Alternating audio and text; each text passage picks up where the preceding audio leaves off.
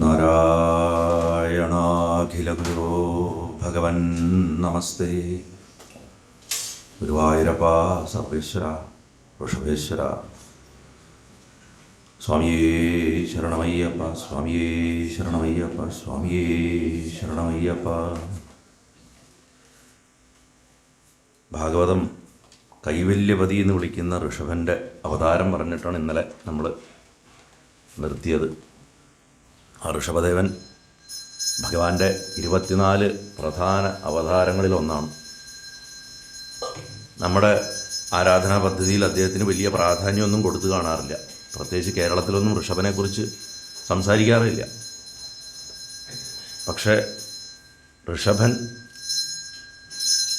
ജൈനന്മാരുടെ പ്രധാന തീർത്ഥങ്കരനാണെന്ന് ഞാൻ ഇന്നലെ പറഞ്ഞു. ഋഷഭനാഥ തീർത്ഥങ്കരൻ എന്ന പേരിൽ ഈ അവധൂത ധർമ്മം അനുഷ്ഠിച്ചിട്ട് എങ്ങനെ ജീവിക്കണമെന്ന് ഭഗവാൻ കാണിച്ചു കൊടുത്തത് ഋഷഭനിൽ കൂടെയാണ്. ഋഷഭൻ്റെ മുക്തി സമയമൊക്കെ കേട്ട് കഴിഞ്ഞാൽ വാസ്തവത്തിൽ നമുക്ക് തോന്നി ഇങ്ങനെയൊക്കെ പറ്റുമോ ഒരാളെ കൊണ്ടെന്ന് നമുക്ക് തോന്നിപ്പോവും. കാരണം ഒരു ചക്രവർത്തിയായിട്ട് ഇരുന്നിട്ട് അവിടുന്ന് അദ്ദേഹത്തിന് വരുന്ന നമ്മളെന്താ പറയുക ട്രാൻസിഷൻ എന്ന് പറയുന്നത് ചില്ലറയല്ല.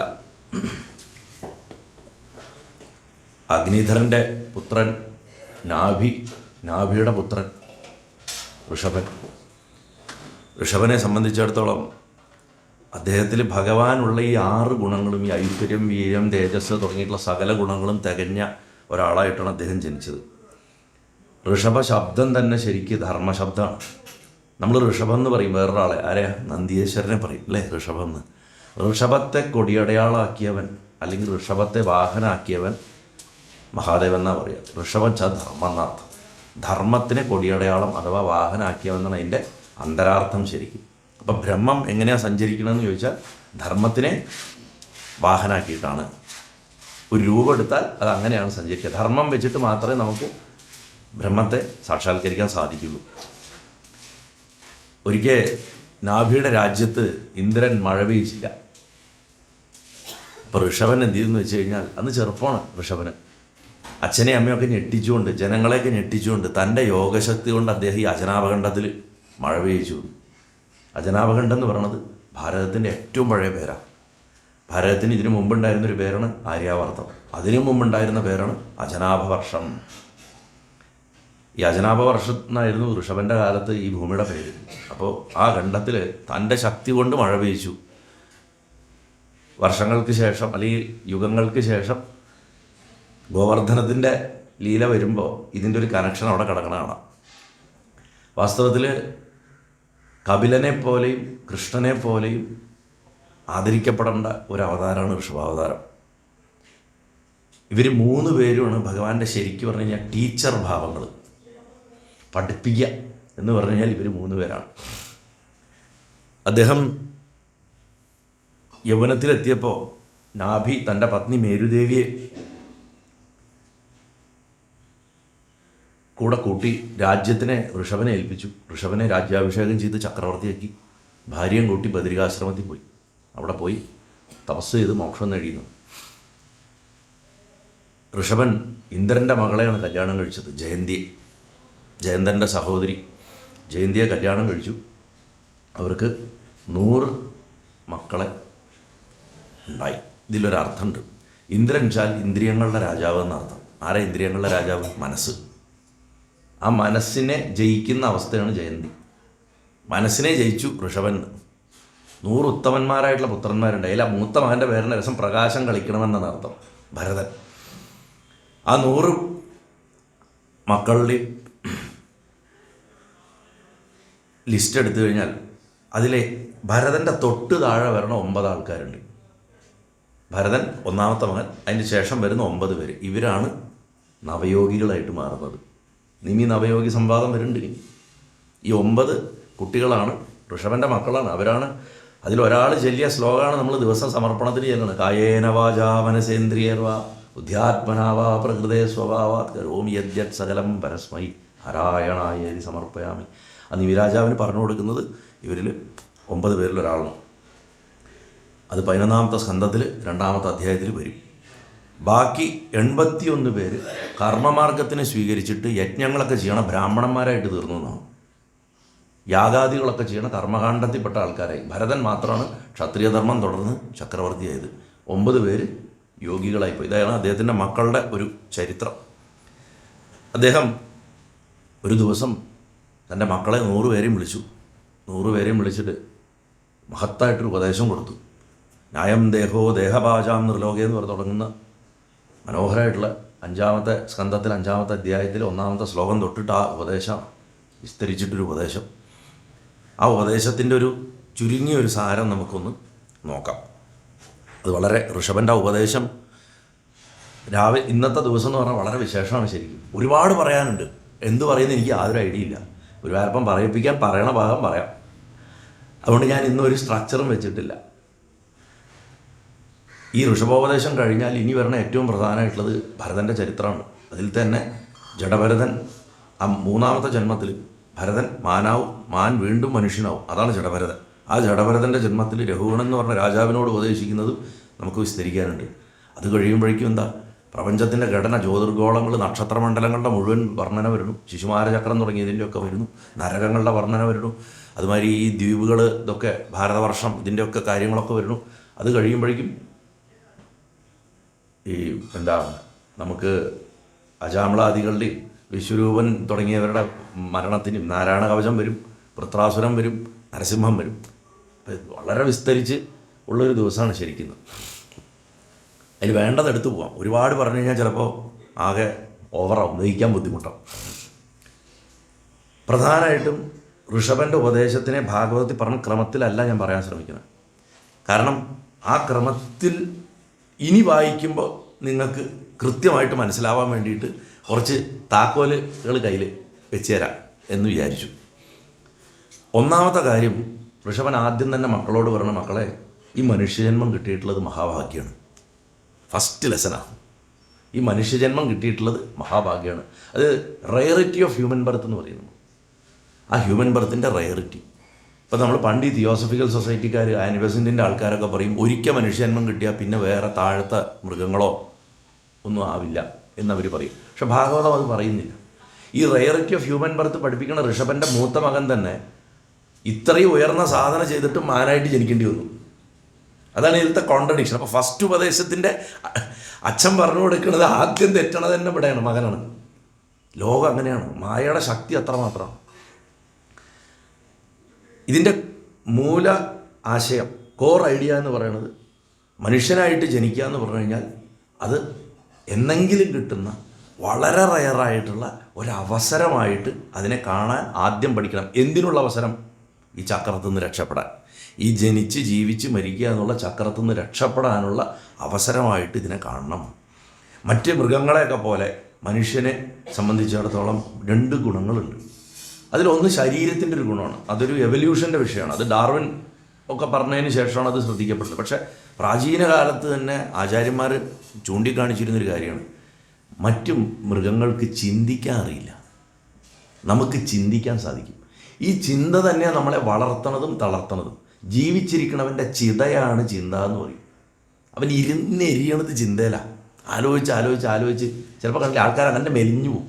ചിലർ സ്ട്രെസ്സ് കൂടിയിട്ട് ഒരുപാട് കഴിച്ച് വല്ലാണ്ട് തടിക്കും. ഇത് രണ്ടും സംഭവിക്കാം. സ്ട്രെസ് ഈറ്റിംഗ് എന്നൊക്കെ പറഞ്ഞിട്ട് ഇപ്പോൾ ചെറുപ്പക്കാരൊക്കെ വളരെ ഡിസ്കസ് ചെയ്യുന്നൊരു വിഷയമാണത്. അപ്പോൾ നല്ലത് തീയത് എന്നുള്ളത് തിരിച്ചറിയാനുള്ള കപ്പാസിറ്റി ഉണ്ട് നമുക്ക്. ഡിസ്ക്രിമിനേഷൻ എന്ന് പറയും. ഒരു കാര്യം ഇത് ശരിയാണ്, അത് തെറ്റാണ് തിരിച്ചറിയാനുള്ള സാമാന്യ ബുദ്ധി ഈശ്വരൻ നമുക്ക് തന്നിട്ടുണ്ട്.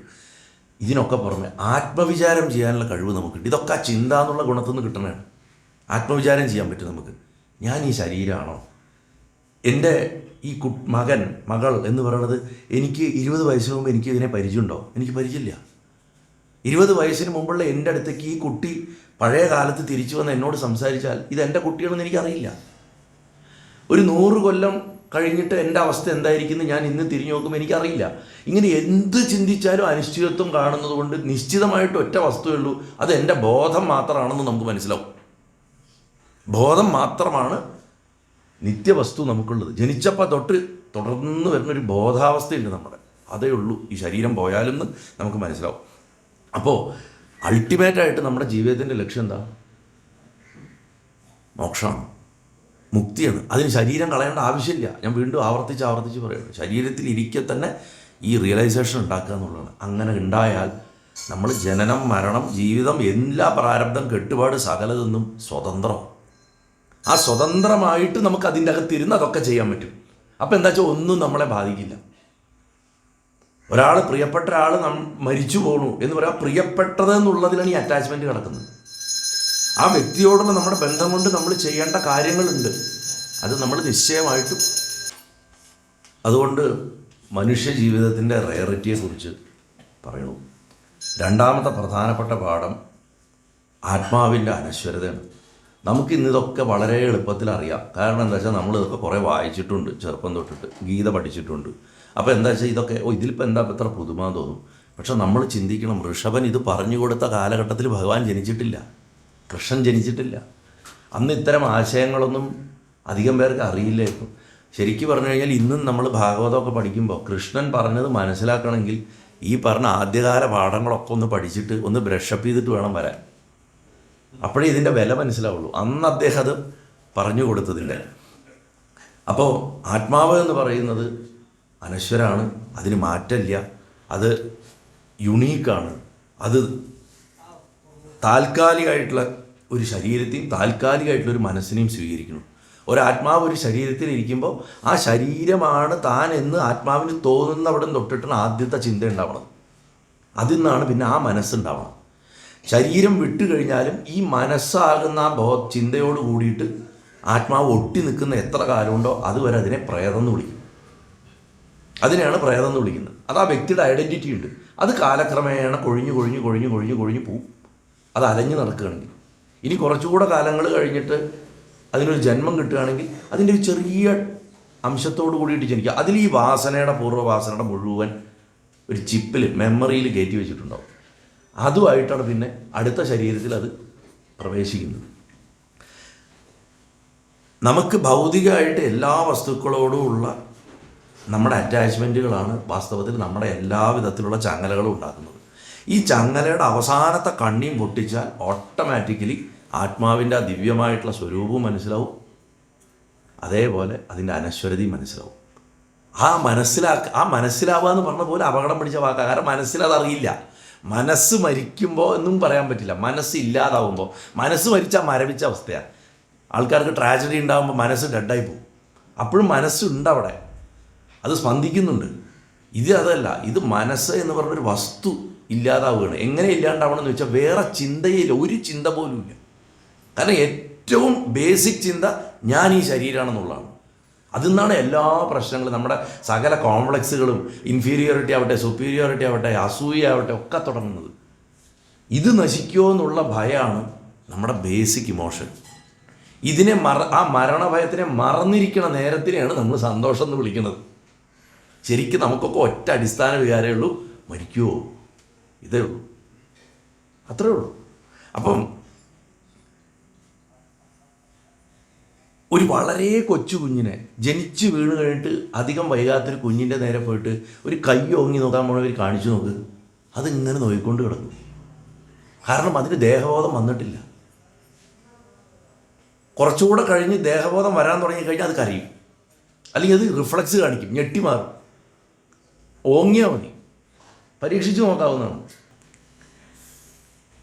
അതുകൊണ്ട് നമ്മൾക്ക് എപ്പോഴും ഈ നശ്വരമായിട്ടുള്ള ശരീരത്തു നിന്ന് നമ്മുടെ അറ്റൻഷനെ എടുത്തിട്ട് എല്ലാ കാലത്തും നിലനിൽക്കുന്ന നമ്മുടെ ആത്മാവിലേക്ക് മാറ്റുന്നതിനെയാണ് നമ്മൾ ഈ ആത്മവിചാരം എന്നും ആചാര്യസ്വാമികൾ സ്വസ്വരൂപാനുസന്ധാനം എന്നും പറഞ്ഞത്. അതിനെയാണ് അദ്ദേഹം ഭക്തി എന്ന് വിളിച്ചത്. അതാണ് ഭക്തി. ഗുരുദേവനും അതാ പറഞ്ഞത്, ശ്രീനാരായണ ഗുരുദേവനും അത് തന്നെ ആവർത്തിച്ചത്. മൂന്നാമത്തെ പ്രധാനപ്പെട്ട കാര്യം പറയണത് എന്താ വെച്ചാൽ വൈരാഗ്യമാണ് മുക്തിയിലേക്കുള്ള താക്കോല്. ഒരു കാര്യം ഇങ്ങനെ നടക്കണമെന്ന് ശഠിക്കാതിരിക്കുക. അത് വരണമെങ്കിൽ ഡിറ്റാച്ച്മെൻ്റ് അപ്പുറത്ത് പ്രാക്ടീസ് ചെയ്യണം. എങ്ങനെ പ്രാക്ടീസ് ചെയ്യണമെന്ന് ചോദിച്ചാൽ, ഇത് നശിക്കും, അത് നശിക്കും, ഇതും ഇല്ലാണ്ടാവും, ഇതിൻ്റെ ഉള്ളിലൊരു സത്തയുള്ളൂ എന്ന് പറഞ്ഞ് ചിന്തിക്കുന്നതാണ് വേദാന്തം പഠിപ്പിക്കുന്നത്. നമ്മൾ ഗൃഹസ്ഥർക്ക് അത്ര എളുപ്പമല്ല. അപ്പോൾ അതിനുള്ള മെത്തേഡ് എന്താ വെച്ചാൽ, ഇത് ഭഗവാനാണ്, അത് ഭഗവാനാണ്, അതും ഭഗവാനാണ്, അതും ഭഗവാനാണ്, അതും ഭഗവാനാണ് ഇങ്ങനെ പറഞ്ഞ് പഠിപ്പിക്കുക. അങ്ങനെ പഠിപ്പിച്ച് കുറച്ച് കാലങ്ങൾ വരുമ്പോൾ ഒരു മേശയാവട്ടെ, കസേരയാവട്ടെ, മനുഷ്യനാവട്ടെ, മൃഗമാവട്ടെ, നമുക്ക് എന്തും ഭഗവാനായിട്ടേ കാണാൻ പറ്റുള്ളൂ. അവിടെ അതിൻ്റെ രൂപം ഉണ്ടാവില്ല. ചുരുക്കി പറഞ്ഞാൽ നമ്മുടെ മൂന്നാമത്തെ കണ്ണ് തുറന്ന് നമ്മൾ അതിനൊക്കെ ദഹിപ്പിച്ച അവസ്ഥയും രൂപത്തെ ദഹിപ്പിച്ച് കളയും. എന്തും ഭഗവാനാണെന്ന് വന്നു കഴിഞ്ഞാൽ നല്ലത് ചീത്ത എന്നൊന്നും നമ്മുടെ മനസ്സിൻ്റെ ക്ലാസിഫിക്കേഷൻ കൊണ്ട് വെക്കരുത്. പ്രപഞ്ചത്തിൽ ഒന്നും നല്ലതോ ഒന്നും ചീത്തയോ അല്ല, എല്ലാം ഭഗവാനിൽ അടങ്ങിയിട്ടുള്ള വസ്തുക്കളാണ്. ആ നല്ലതും തീയതുമായിട്ടുള്ളതിലൊക്കെ ഈശ്വരനെ കാണാനൊരു ശ്രമം ഇനിയുള്ള സമയം തൊട്ടിട്ട് നമ്മൾ തുടങ്ങിയാൽ അത് നമുക്ക് വലിയ ഉപകാരത്തെ ചെയ്യും. അങ്ങനെ ഉപകാരത്തെ ചെയ്യുമ്പോഴൊരു ഗുണം എന്താണെന്ന് വെച്ചാൽ ശരീരം വിടുന്ന നേരത്ത് ആത്മാവ് പിടക്കില്ല. ആ പിടയ്ക്കണ നേരത്താണ് എത്ര വലിയ യോഗിയും വേറെ ചിന്തകളിൽ പോവുകയും ആ ചിന്തയ്ക്കനുസരിച്ച് പിന്നെ ജീവൻ ഉണ്ടാവുകയും ചെയ്യണം. വീണ്ടും ജന്മം വരണതുകൊണ്ടാണ്. ഭരതൻ ഇത്രയും വലിയ ആളായിരുന്നു, പക്ഷെ അവസാന നിമിഷം തെറ്റായിട്ട് ചിന്തിച്ചു, മാന്യെ ചിന്തിച്ച് മരിച്ചു, അതുകൊണ്ട് മാനായി. നേരത്തെ പുരഞ്ജനൻ ഭാര്യയെ ചിന്തിച്ച് മരിച്ചു, അതുകൊണ്ട് മലയധ്വജൻ്റെ ഭാര്യയായിട്ട് വിദർഭയിൽ ജനിക്കേണ്ടി വന്നു അല്ലേ? അപ്പം തെറ്റായിട്ടുള്ള ചിന്ത കൊണ്ട് ഒരു ശരിയല്ലാത്ത ജന്മം ഉണ്ടാവുന്നതും ഇനി നല്ല ചിന്ത കൊണ്ടാണെങ്കിൽ രക്ഷപ്പെടണം എങ്ങനെയാണെന്ന് അജാമളൻ്റെ കഥയും പിന്നീട് വരും. കണക്ഷൻ വരണുണ്ടോ? ഇങ്ങനെയാണ് ഇത് പഠിപ്പിക്കുന്നത്. End of the day how to time our mind എന്നാണ്. മൈൻഡ് കൺട്രോളാണ്. ഞാൻ പറഞ്ഞ ആധ്യാത്മികത പറഞ്ഞാൽ മനസ്സിനെ ഇല്ലാതാക്കുക. മനസ്സിനെ ഇല്ലാണ്ടാക്കുക. എങ്ങനെ മനസ്സിനെ ഇല്ലാണ്ടാക്കുക? ചിന്ത ഇല്ലാണ്ടാക്കുക. ചിന്ത ഇല്ലാണ്ടാക്കുക ഒറ്റടിക്ക് കുറയ്ക്കാൻ പറ്റുമോ? പറ്റില്ല. ചിന്തയുടെ എണ്ണം കുറച്ച് കൊണ്ടുവരണം. അതിനാണ് ജപിക്കണത്. ജപം ശ്രദ്ധിച്ച് ചെയ്യുമ്പോൾ അത് കിട്ടും. നമ്മളിപ്പോൾ ചെയ്യണ പോലെയല്ല ഓം വിശ്വം വിഷ്ണു, ബാക്കിയൊക്കെ എവിടെയൊക്കെ പോയിക്കോട്ടെ, സർവപ്രഹരണായുധ കഴിഞ്ഞു. ഇതിൻ്റെ ഇടയിലുള്ളതൊന്നും ഓർമ്മയുണ്ടാവില്ല, യാന്ത്രികമായി പോകും. അങ്ങനെ ജപിച്ചിട്ട് കാര്യമില്ല. ജപിക്കുമ്പോൾ ഫോക്കസ് ചെയ്ത് പോകണം. അപ്പോൾ എപ്പോഴും എവിടെയൊക്കെ അവസരം കിട്ടും, ഓർമ്മ വരുന്നു, അപ്പോഴൊക്കെ വൈരാഗ്യത്തെ പ്രാക്ടീസ് ചെയ്യാനുള്ള ഏറ്റവും ബെസ്റ്റ് മാർഗം നമ്മൾ ഗൃഹസ്ഥർക്ക് ഭഗവാനെ എല്ലാ വസ്തുക്കളിലും കാണുക എന്നുള്ളതാണ്. ഋഷഭൻ അത്രയ്ക്ക് പറയുന്നില്ല. അദ്ദേഹം പറഞ്ഞത് വൈരാഗ്യം ശീലിക്കണം എന്നാണ് പറയണം. നാലാമതായിട്ട് കർമ്മയോഗം പഠിപ്പിച്ചു കൊടുക്കണം. കാരണം അദ്ദേഹത്തിന് അറിയാം മക്കളൊക്കെ കർമ്മയോഗികളാകും. 81 പേര് കർമ്മകാണ്ഡത്തിലാണ് പോണത്. നാളെ അവർ യാഗാദികളൊക്കെ ചെയ്യുമ്പോൾ അവർ ചിന്തിക്കരുത്, ഓ ഞാൻ യാഗം ചെയ്തു, ചിന്തിക്കാൻ പാടില്ല. ഇനി രാജ്യം ഭരിക്കാൻ പോണ ഭരതനും ഞാനാണ് രാജ്യം ഭരിക്കണതെന്ന് ചിന്തിക്കാൻ പാടില്ല. യോഗികളായി പോകുന്ന 9 മക്കളും ചിന്തിക്കാൻ പാടില്ല. യോഗശക്തികൾ ഞങ്ങളുടെ തപസ് കൊണ്ട് നേടിയെന്ന് അവരും ചിന്തിക്കാൻ പാടില്ല. അപ്പോൾ നിസ്വാർത്ഥമായിട്ട് നിഷ്കാമമായിട്ട് കർമ്മം ചെയ്യാൻ പഠിപ്പിക്കണം. ഇതിൻ്റെയൊക്കെ ആകത്തുകയാണ് പിൽക്കാലത്ത് കർമ്മണ്യവാധികാരസ്ഥ എന്ന് പറഞ്ഞത് പടക്കളത്തിൽ. നമ്മൾ ചെയ്യുന്ന കാര്യത്തിൻ്റെ പ്രോസസ്സിൽ ശ്രദ്ധിക്കുക. ഇപ്പോൾ ഞാൻ പല സ്ഥലത്തും പറയുന്നുണ്ട്, ഒരു സാമ്പാർ ഉണ്ടാക്കണമെങ്കിൽ അതിൻ്റെ ഒരു റെസിപ്പി ഓരോ അമ്മമാർക്ക് ഓരോ രീതി ഉണ്ടാവും. അത് അവർ കൃത്യമായിട്ട് ഫോളോ ചെയ്താൽ അത് കഴിയുമ്പോൾ നല്ലൊരു സാമ്പാർ അവിടെ ഉണ്ടായിട്ടുണ്ടാവും.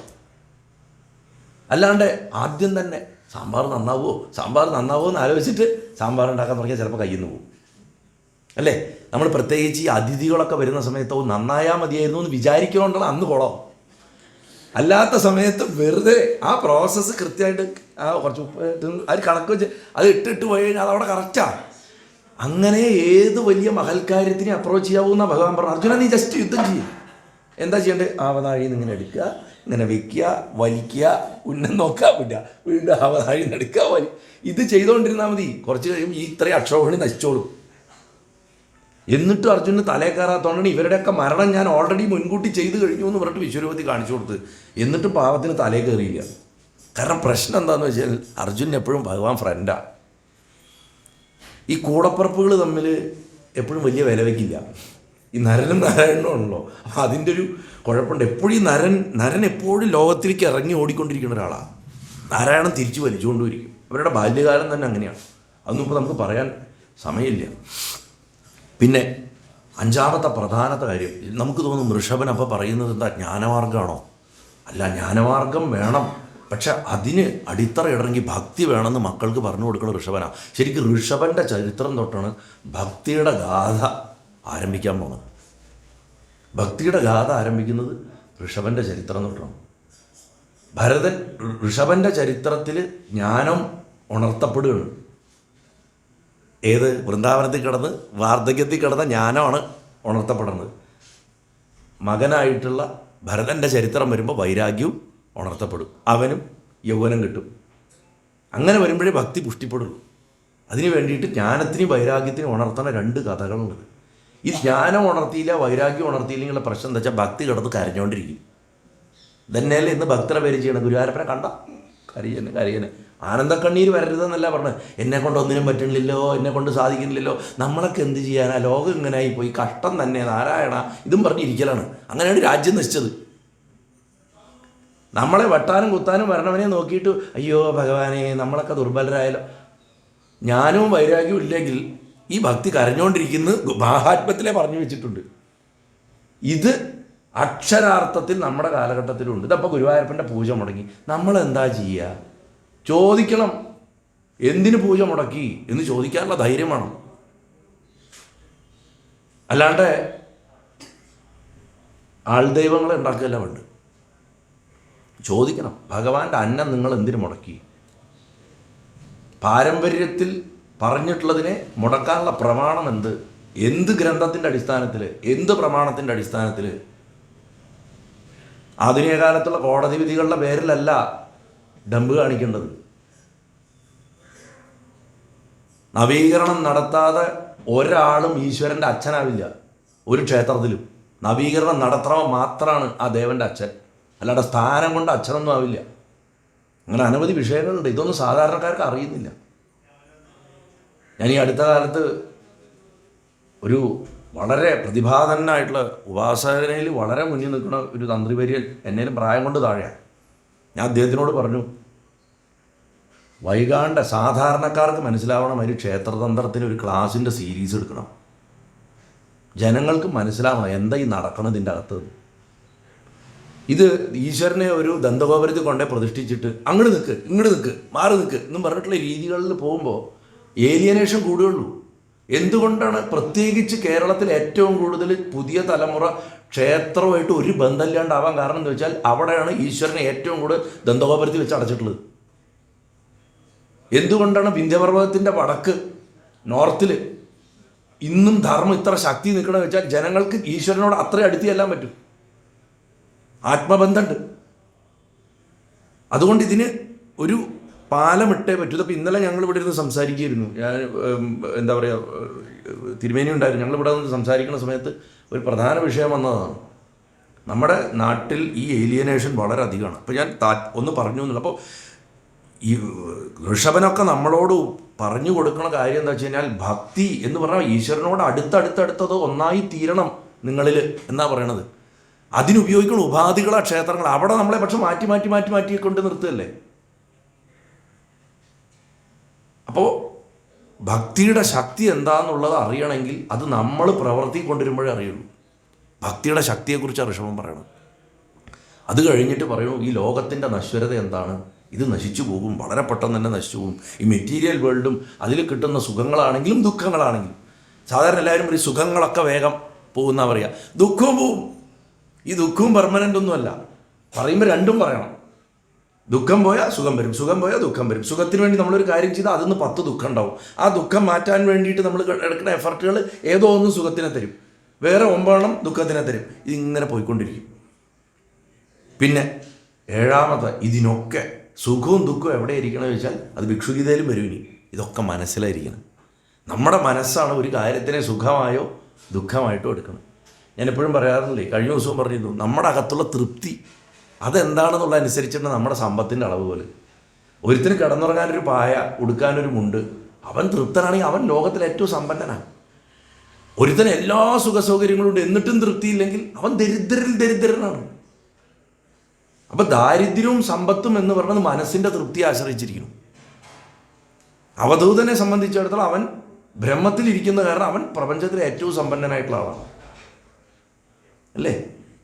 എല്ലാം ഉണ്ടായിട്ടും അത് മുഴുവൻ ഉപേക്ഷിക്കാൻ, സ്വന്തം ശരീരം പോലും എടുത്തിട്ട് ഉപേക്ഷിക്കാൻ. നന്ദനാര് കരയണു, എൻ്റെ അപ്പന് ശരീരമില്ലാണ്ടായല്ലോ. ഒരു പകുതി അവൻ ശീമാട്ടി എന്ന് പറയുന്ന, പാർവതി എന്ന് പറയുന്ന ഒരു ശീമാട്ടി എടുത്തുകൊണ്ട് പോയി, മറുപകുതി അവളുടെ ആങ്ങള നാരായണനും എടുത്തുകൊണ്ട് പോയി. എൻ്റെ അപ്പന് ശരീരമില്ലാണ്ടായല്ലോ അവർ കരയണു നന്ദനാര്. സ്വന്തം ശരീരം പോലും എടുത്തു കൊടുത്തവരാണ് ശിവൻ.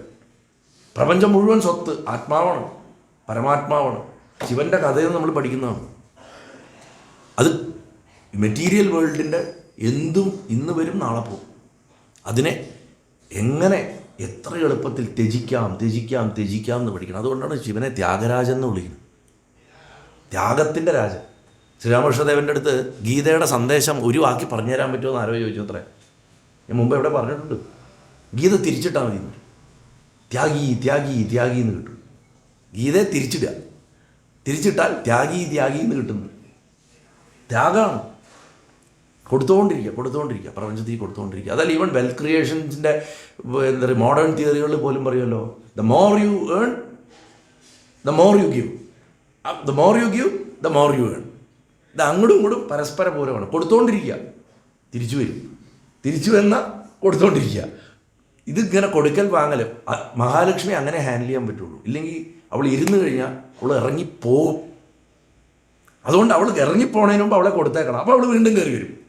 ഈ കുട്ടികളെ പോലെയാണ്. ഇങ്ങോട്ട് വിളിച്ചാൽ അങ്ങോട്ട് പോകും, അങ്ങോട്ട് പോയാൽ ഇങ്ങോട്ട് വരും, അങ്ങോട്ട് പോകുന്ന പറഞ്ഞാൽ കുട്ടികൾ ഇങ്ങോട്ട് വരും. കണ്ടിട്ടില്ലേ? അതേപോലെയാണ് ഈ സമ്പത്തിൻ്റെയും പ്രകൃതിയിലെ ഏത് വിഭവത്തിൻ്റെയും കളി. ഇത് നന്നായി മനസ്സിലാക്കുക, മനസ്സിനെ നിയന്ത്രിക്കുക. മനസ്സാണ് മോക്ഷത്തിനും ബന്ധനത്തിനും കാരണം. വിഷയത്തിൽ കുടുങ്ങിയ മനസ്സ് ബന്ധനത്തിന് കാരണം, വിഷയത്തിൽ കുടുങ്ങാത്ത മനസ്സ് മോക്ഷത്തിന് കാരണം. ഒരൊറ്റ ആയുധം കൊണ്ട് രണ്ട് കാര്യം സാധിക്കാം. ഒരു ഈവൻറ്റിനെ രണ്ട് തരത്തിൽ അപ്രോച്ച് ചെയ്യിപ്പിക്കുന്നതും മനസ്സാണ്. അവിടെയാണ് നമ്മുടെ വിൽ പവറിൻ്റെ കളി വരുന്നത്. ഒരു കുഞ്ഞ് മരിക്കുന്നു, രണ്ടുപേർ രണ്ട് രീതിയിൽ കാണുന്നു.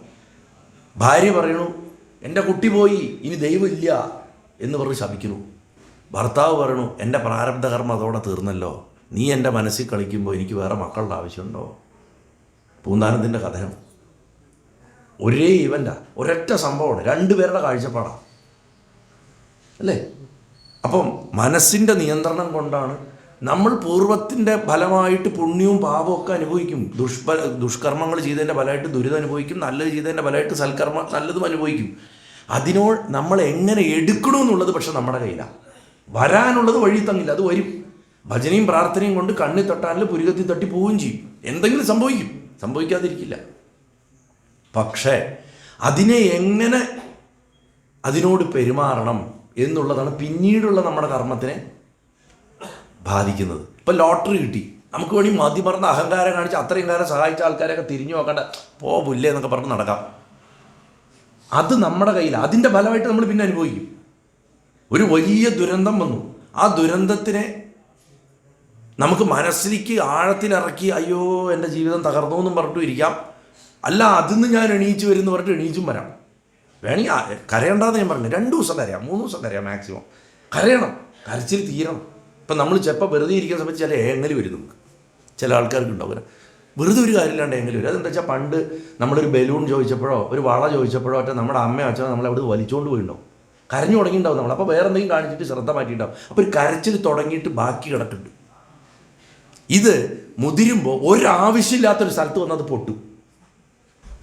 അതാണ് നമ്മൾ ചില സമയത്ത് പറയില്ലേ, ഞാൻ എന്തിനാ അത്രയും ദേഷ്യപ്പെട്ടതെന്ന് എനിക്കറിയില്ല, ഞാൻ എൻ്റെ കുട്ടിയെ വെറുതെ അടിച്ചു, എന്തിനാ ഞാൻ തല്ലിയത്? ഇതാ ബാക്കി പെൻഡിങ് കിടക്കുന്ന സാധനം വന്ന് കലക്കണേ. അതുകൊണ്ട് ഏത് ഇമോഷനും പൂർണ്ണമായിട്ട് തീർത്തിട്ട് വേണം പോകാൻ. തീർത്തില്ലെങ്കിൽ പണിയാണ്. സപ്രസ് ചെയ്യരുത്. മനസ്സിൻ്റെ കൺട്രോൾ പറഞ്ഞപ്പോൾ ഒന്ന് ചുരുക്കി പറഞ്ഞുവെന്ന് മാത്രം. ഇതൊക്കെ വളരെ വിസ്തരിച്ച് ഇനിയും പറയാനുള്ളതാണ്. മുമ്പുള്ള പല പ്രഭാഷണങ്ങളും ഞാൻ പറഞ്ഞിട്ടുമുണ്ട്.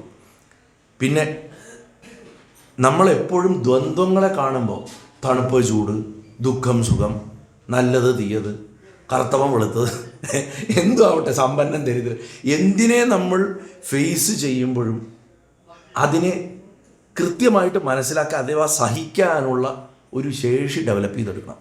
തിദിക്ഷ എന്ന് പറയും. സ്റ്റോയിക് എൻഡ്യൂറൻസ് എന്നാണ് പറയുക അത് ഇംഗ്ലീഷിൽ. സ്റ്റോയിസിസം എന്ന് പറയുന്നത് ഒരു ചിന്താരീതിയാണ്. ഇന്നിപ്പോൾ നിങ്ങൾ ഫേസ്ബുക്കിലോ യൂട്യൂബിലൊക്കെ നോക്കിക്കഴിഞ്ഞാൽ സ്റ്റോയിക്കുകൾ ഇഷ്ടംമാതിരി കാണാം. അത് ഈ മാർക്കസ് ഓറീലിയസിനെയൊക്കെ പോലുള്ള ചക്രവർത്തിയായിരുന്നല്ലോ, റോമൻ ചക്രവർത്തിയായിരുന്നു. അദ്ദേഹത്തിൻ്റെ മെഡിറ്റേഷൻസ് എന്ന് പറഞ്ഞിട്ടൊരു പുസ്തകമൊക്കെ ഉണ്ട്. അദ്ദേഹം ഒരു രാജർഷിയായിരുന്നു. ഒരു വിദേശത്തുണ്ടായിരുന്ന ഒരു രാജർഷിയായിരുന്നു ശരിക്കും മാർക്കസ് ഓറീലിയസ്. അദ്ദേഹമാണ് ഈ സ്റ്റോയിസിസത്തിൻ്റെ ഒരു പിതാവ്. അതായത് വളരെ ചിട്ടയായിട്ട് പ്രകൃതിയെ ദ്രോഹിക്കാതെ നല്ല രീതിയിൽ ജീവിക്കാനുള്ള പ്രിൻസിപ്പിൾസാണ് സ്റ്റോയിസിസം. ദൈവവിശ്വാസമൊന്നും പറയുന്നില്ല ഇതിൽ. പക്ഷേ നല്ല ആരും ഉപദ്രവിക്കാതെ നല്ല രീതിയിൽ ഹാപ്പി ആയിട്ട് ജീവിക്കുക, നമ്മുടെ താമസിക്കുന്ന സ്ഥലം നല്ല അടുക്കും ചിട്ടയോടുകൂടി സൂക്ഷിക്കുക എന്നൊക്കെ പറഞ്ഞാണ് ഈ സ്റ്റോയിസിസത്തിൽ വരുന്നത്. അപ്പോൾ സമത്വം പഠിക്കുക.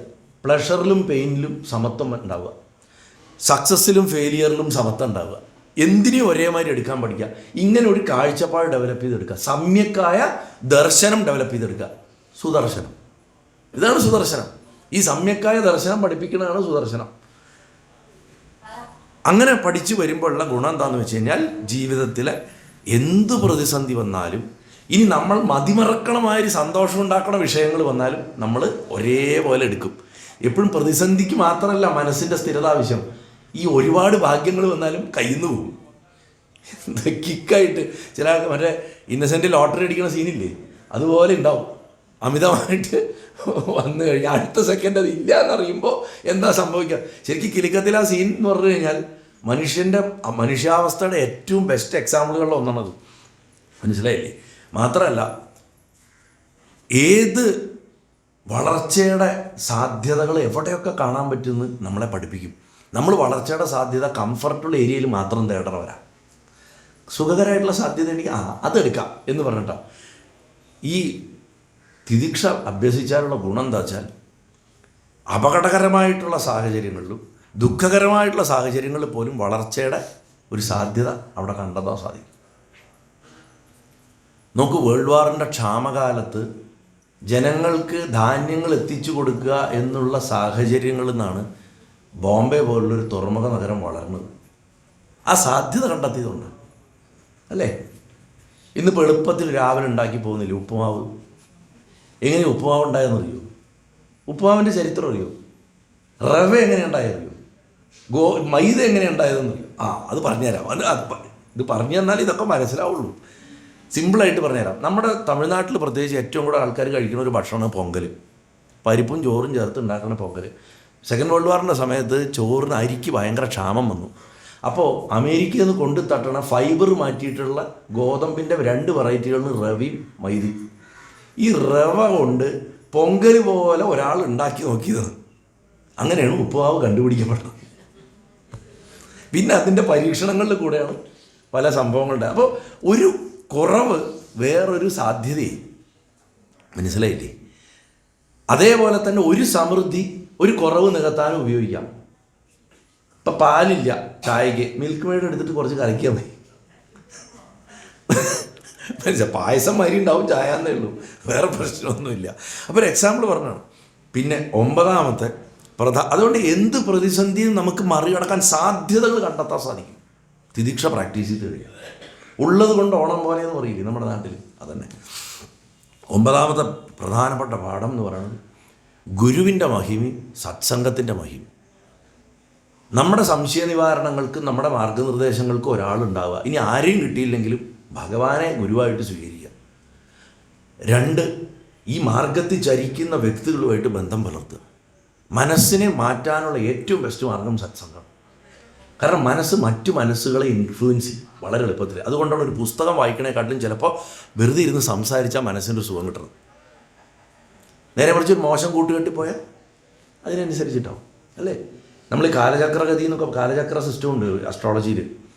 ഞാൻ മുമ്പ് ചില സ്ഥലത്തൊക്കെ പറഞ്ഞിട്ടുണ്ട്. അപ്പോൾ എൻ്റെ എൻ്റെ ഒരു ചേച്ചിയെ പോലുള്ള ഒരാൾ, മലയാളത്തിലൊരു അറിയപ്പെടുന്ന ഒരു വ്യക്തിയുടെ മകളാണ്.